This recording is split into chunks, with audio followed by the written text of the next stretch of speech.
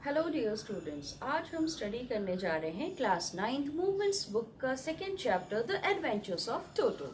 The adventures of toto is a very interesting story whose author is Ruskin Bond. Ruskin Bond is a contemporary Indian author. He is still alive, living in Missouri. Ruskin Bond is very fond of animals. Ruskin Bond जो है वो जानवरों को बहुत प्यार करते हैं, इसीलिए उन्होंने ढेर सारी स्टोरीज, एसेज और नॉवेल्स जानवरों पर लिखी है। उनमें से एक जो है आज हम स्टडी करने जा रहे हैं, the adventures of Toto. So Toto Toto is here baby monkey, right? Adventures means करामात, सो लिटिल बेबी मंकी के करामात। इस स्टोरी में ऑथर जो है, ऑथर के दादाजी हैं और दादी हैं। ऑथर के दादाजी जो है ग्रैंडफादर, वो टोंगा से आ रहे होते हैं। टोंगा ड्राइवर के पास उसके बगल में एक छोटा सा मंकी, बहुत ही क्यूट सा मंकी रहता है। जस्ट जो ग्रैंडफादर हैं वो काफ़ी फैसिनेट हो जाते हैं उस क्यूट लिटिल बेबी मंकी को देख के। ग्रैंडफादर उस टोंगा ड्राइवर से 5 रुपीज़ दे के वो टोटो को खरीद लेते हैं।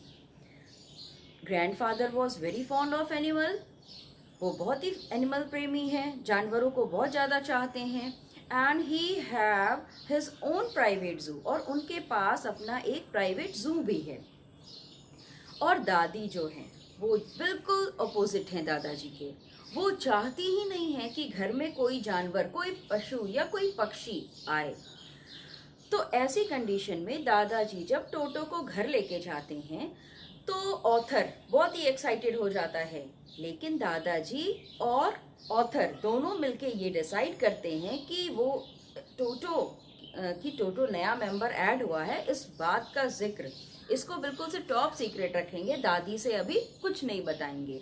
और दादी जब हैप्पी मूड में रहेगी तब दादी जी से टोटो के बारे में जिक्र करेंगे। अब दादाजी जब लेके आ ही जाते हैं तो उसे ऑथर के कमरे में एक क्लॉसेट है, क्लॉसेट मीन्स एक प्राइवेट पार्ट, और यू कैन से एक प्राइवेट एरिया, जहाँ पर टोटो को दीवार पर एक खूंटी आप कह लो उसे, जिसे नेल कील है, जहाँ से जिस कील में एक रस्सी, एक पेग लटका हुआ है, और उसी से टोटो को बांध के उस क्लॉसेट में रख दिया जाता है। और उसके बाद वो दोनों लोग, ग्रैंडफादर और ऑथर, वहाँ से चले जाते हैं। थोड़ी ही देर बाद ग्रैंडफादर सोचते हैं कि एक बार जस्ट एक विजिट ले लेते हैं कि टोटो कर क्या रहा है। As they reached into the room, both get shocked. जैसे ही वो कमरे में पहुंचते हैं वो बिल्कुल से शॉक्ड हो जाते हैं। ऐसा क्या देखते हैं, कमरे में पूरा टोटो ने आतंक मचा रखा था। और ये देख के ऑथर काफ़ी अपसेट भी है, लेकिन चूंकि दादाजी लाए हैं, दादाजी बहुत ही शौकीन है, इसलिए ऑथर कुछ भी नहीं बोल पा रहे अपने दादाजी से। लेकिन फिर भी उसकी शरारतों को देख के दादाजी ने ये डिसाइड करा कि टोटो अब जो है वो प्राइवेट जू में ही रहेगा, जिस प्राइवेट जू में ऑलरेडी एक tortoise, a pair of rabbit, a squirrel and a goat, means उसमें पहले से ही एक टॉर्टॉइज, एक pair of rabbit means 2 rabbit, एक गिलहरी और एक गोट रह रहे होते हैं। जिस दिन टोटो को शिफ्ट किया जाता है उस दिन टोटो पूरे दिन जो है वो सभी जानवरों को परेशान कर देता है। इधर उधर कूदना, तेरे तेरे की आवाज़ निकालना, और तो और रात भर सबको परेशान किए हुए था।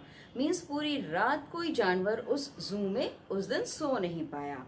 और जो टोटो है वो कभी हंसता था, कभी ज़ोर से चिल्लाता था, कभी चीखता था, तो कभी कूदता था। इस तरह से करके उसने सारे जानवरों को परेशान कर रखा था।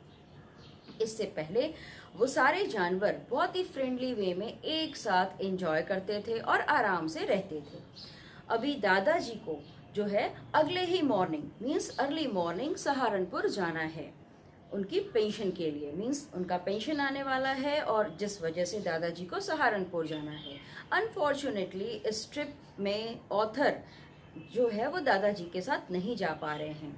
लेकिन फिर भी दादाजी आके उनको सारी कहानी बताते हैं।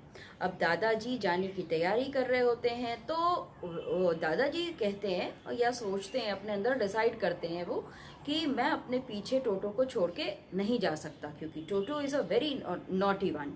टोटो जो है वो बहुत ही नॉटी है और सभी जानवरों को बहुत ही परेशान कर देगा। इसलिए दादाजी ने ये डिसाइड किया कि वो टोटो को अपने साथ लेके जाएंगे, जिसके लिए दादाजी ने एक कैनवास बैग रेडी किया। कैनवास बैग जो कि काफ़ी स्ट्रॉन्ग था, और वो मतलब इतना स्ट्रॉन्ग था कि टोटो उसे अपनी दांत से उसे बाइट ना कर सके, इतना स्ट्रॉन्ग बैग था। उसमें नीचे उन्होंने कुछ स्ट्रॉस एज अ फूड, जो कि कुछ फूड रखे नीचे, और फिर उस बैग में टोटो को डाल दिया, और ऊपर से जिप को लगा दिया। मीन्स पूरा फुली वो बैग को पैक कर दिया उसमें टोटो को। लेकिन टोटो बहुत ही शरारती था, वो बैग में ही उछलता कूदता। इवन देन दादाजी जी जब हैंग किए रहते थे तो बैग में अपने आप से मूवमेंट होता था, और जब उसे ग्राउंड पे रख देते थे तो बैग अपने आप ही रोल होने लगता था। और आप सभी जानते हो कि रेलवे स्टेशन पर कितना क्राउड रहता है, तो ये सारी चीज़ें देख के मीन्स कि कभी बैग अपने आप रोल करने लगता था, कभी रुक जाता था, कभी दादाजी जब हैंग कर लेते थे तो बैग में अपने आप मूवमेंट होने लगता था। ये सारी चीज़ें देख के जो आसपास के लोग थे वो काफ़ी हैरान हो रहे थे और काफ़ी क्यूरियस थे। अब अचानक से होता क्या है कि टोटो तो है ही शरारती, तो वो बैग में बहुत ही जंप कर रहा है, और अचानक से जब दादाजी खड़े हैं टिकट लेने के लिए और टिकट कलेक्टर बिल्कुल सामने है, तो अचानक से जो टोटो है वो बैग का थोड़ा सा चेन खोल लेता है। मीन्स खुल जाता है उसके मूवमेंट से, जो भी वो मूवमेंट कर रहा होता है उसी मूवमेंट से थोड़ा सा चेन साइड से खुल जाता है, और टोटो अचानक से अपना सर बाहर निकाल देता है। सामने टिकट कलेक्टर उसे देख के बिल्कुल से डर जाता है और अचानक से पीछे हो जाता है। उसे गुस्सा तो बहुत आता है, और उसी गुस्से में वो फौरन दादाजी से कहता है कि डॉग्स आर नॉट अलाउड, कुत्ते को आप ट्रेन में ऐसे नहीं ले जा सकते बिना टिकट के। और फिर दादाजी बोलते हैं उसको कि ये डॉग नहीं, ये मंकी है। लेकिन टिकट कलेक्टर मानने को तैयार नहीं है। दादाजी बहुत कन्विंस करने की कोशिश करते हैं उसको, लेकिन टिकट कलेक्टर अड़ जाता है और वो कहता है कि नहीं, ये 3 रुपए का टिकट जब आप एफर्ड करोगे तभी आप मंकी को अपने साथ, अपनी डॉग को अपने साथ ले जा सकते हो। दादाजी बहुत ही उनको गुस्सा आया और उन्होंने 3 रुपीज़ का टिकट अपने टोटो के लिए खरीद लिया, और उसके बाद उसी गुस्से में उन्होंने अपने पॉकेट से एक टॉर्टॉइस भी निकाला। जैसे ही उसने दादाजी ने निकाल के टॉर्टॉइस को अपने पाम में रखा और दिखाते हुए पूछा टिकट कलेक्टर को कि आप इसका कितना चार्ज लोगे, means what would be the fair of this one. तो जो टिकट कलेक्टर है वो उस टॉर्टॉइस के पास बहुत ही प्यार से उसके क्लोज आता है और अपनी 4 फिंगर से उसे पोक करता है, उसे थोड़ा सा हल्का सा टच करता है। जैसे ही वो टच करता है टॉर्टॉइस अपना सर जो है वो अंदर कर लेता है, और फिर टिकट कलेक्टर थोड़ा सा मुस्कुराता है और फिर बोलता है कि इसका कोई चार्ज नहीं लगेगा। दादाजी जो है फिर अपना टोटोइस के साथ घर आते हैं। घर आते हैं तो दादी को अब टोटो के बारे में सब कुछ पता चल चुका है, और अब दादी चाहती हैं कि टोटो को एक स्टेबल में शिफ्ट कर दिया जाए। स्टेबल जहाँ पर जानवरों को बांध के रखा जाता है, जैसे घोड़े को, तो स्टेबल में उसे शिफ्ट कर दिया जाता है, जहाँ पर ऑलरेडी एक डंकी है जिसका नाम नाना है। वो डंकी पेट डंकी है दादाजी का, जिसका नाम है नाना। अब शिफ्ट कर दिया जाता है टोटो को, टोटो उसमें रहने लगता है। पहले ही दिन दादाजी ये सोचते हैं कि एक बार मैं विजिट कर लूं कि वहाँ पर कैसा है टोटो, क्या कर रहा है, क्योंकि टोटो तो वो बहुत ही शरारती है। तो दादाजी एक विजिट को जाते हैं। जैसे ही वो स्टेबल में पहुँचते हैं, एक विंडो के थ्रू वो जब देखते हैं तो वो थोड़े से शॉक्ड से हो जाते हैं।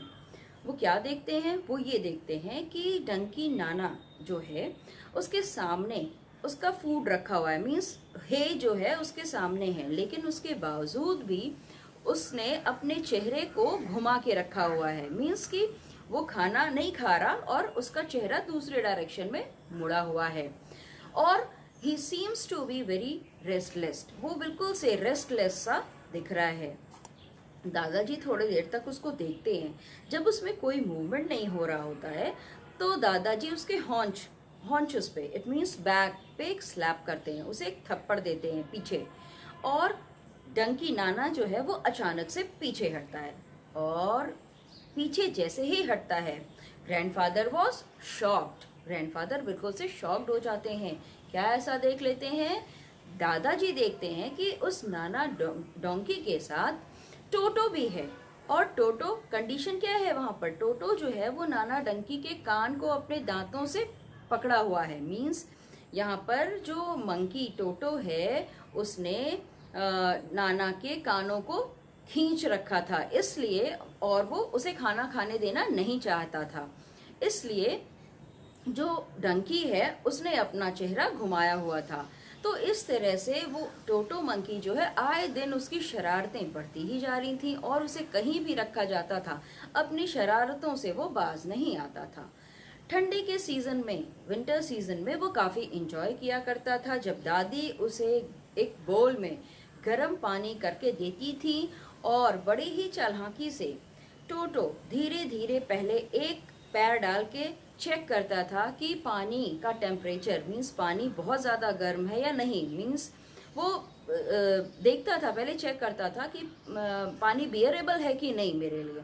उसके बाद वो अपनी पूरी बॉडी को अंदर इंसर्ट, मीन्स अंदर वो टब में घुस जाता था, और फिर जब उसे लगता था कि now I am comfortable with this water, तो वो नहाना स्टार्ट कर देता था। वो साबुन सोप लेता था और उसको लेके अपनी पूरी बॉडी पे रब करता था और मज़े से नहाता था, और वो मस्ती भी खूब किया करता था। और ऐसे ही करके जब उसका पानी ठंडा हो जाता था तो वो भाग के किचन में जाता था जहाँ पर फायर जल रही होती थी, और वहाँ पर वो जाके अपने आप को सुखाने की कोशिश करता था।